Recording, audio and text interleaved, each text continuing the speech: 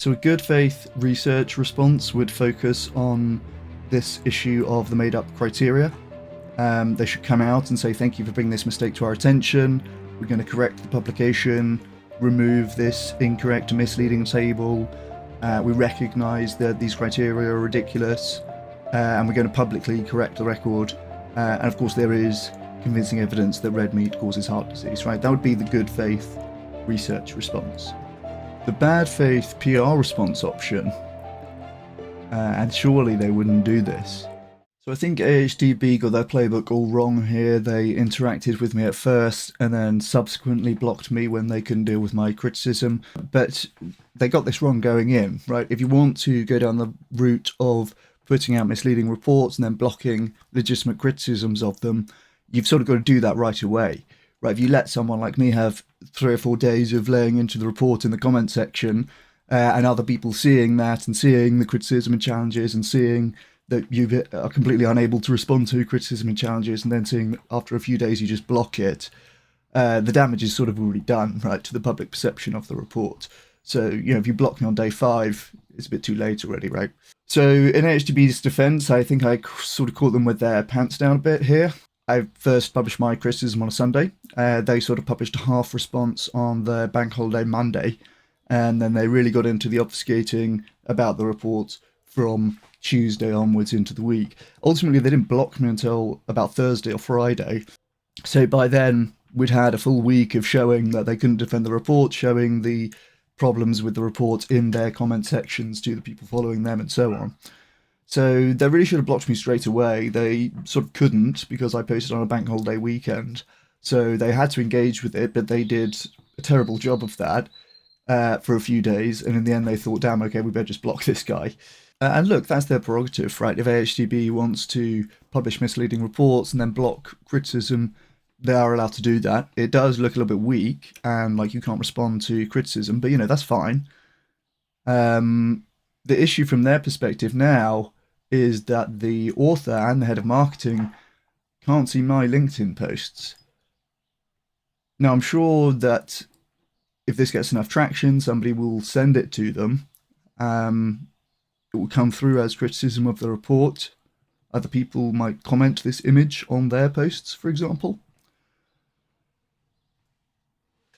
But they will be a few days behind everyone else in knowing about this criticism, because obviously they've blocked me. From my post on LinkedIn, the new AHDB report contains clear misinformation on red meat and heart disease. The report balancing health and sustainability uncritically replicates this table, showing the false summary that there's no convincing evidence for link between red meat and heart disease. The table contains a clear error that has been replicated from the source, giving the same definition for convincing and for no evidence.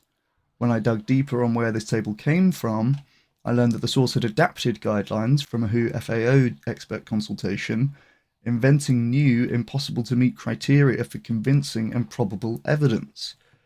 This is the science washing of red meat. The AHDB report contains clear misinformation on the link between red meat and heart disease.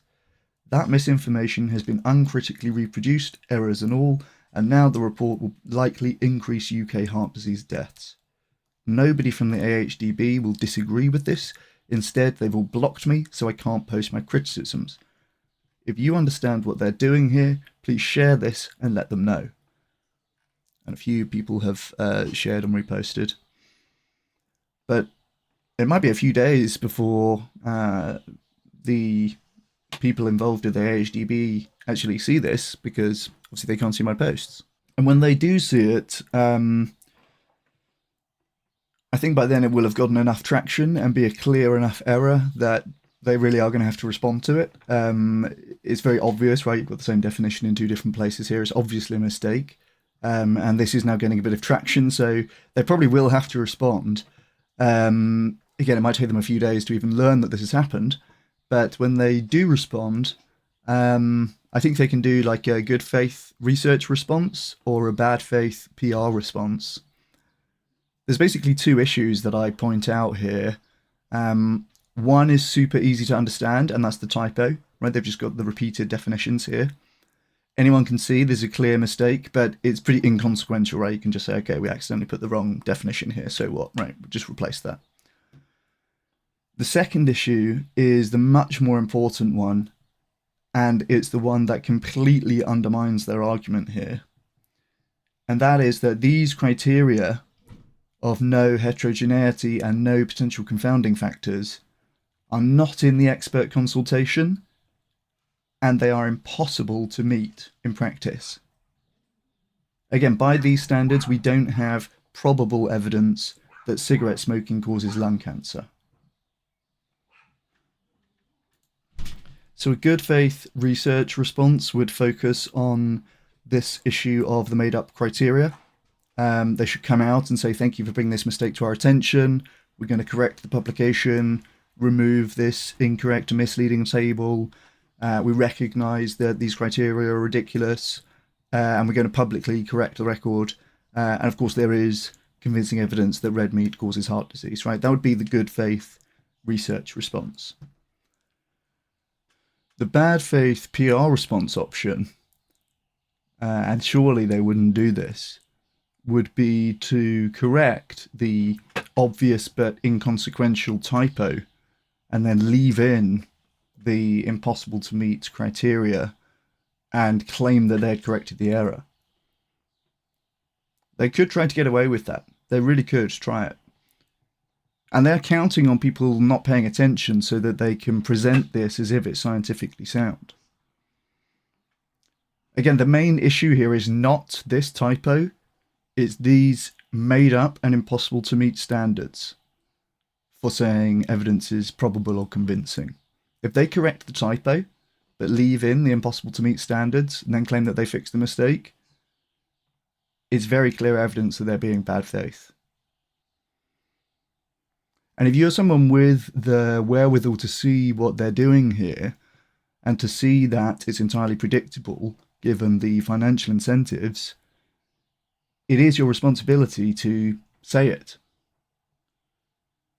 Now, up until this stage, you could take the view, as I have, that the author honestly replicated this mistake from the source, they haven't done this maliciously, they'll surely correct this once they're made aware of it. If they become aware of this issue and then correct the table in the bad faith PR way, where they're going to change this no evidence definition but leave in these impossible to meet criteria and the false conclusion of no probable evidence for a link between red meat and heart disease, then we'll know exactly what they're doing. And how many of those kind of sleight of hands could you see before you stopped giving any credibility at all to this report, right? How many of those kind of bad faith, not quite corrections would it take before you said, I didn't really trust this report? Now, they could just carry on ignoring me, and that would be fine, but the cat's kind of out of the bag now. The report contains a very clear error. It's using made-up criteria to falsely determine that there's no convincing evidence for a link between red meat and heart disease. And the scientific evidence shows exactly the opposite is true. If anybody from the AHDB wants to have a discussion and defend the view that there's no convincing evidence of a link between red meat and heart disease, I would love to talk about that further. But unfortunately, I don't think that anyone is going to want to talk to me.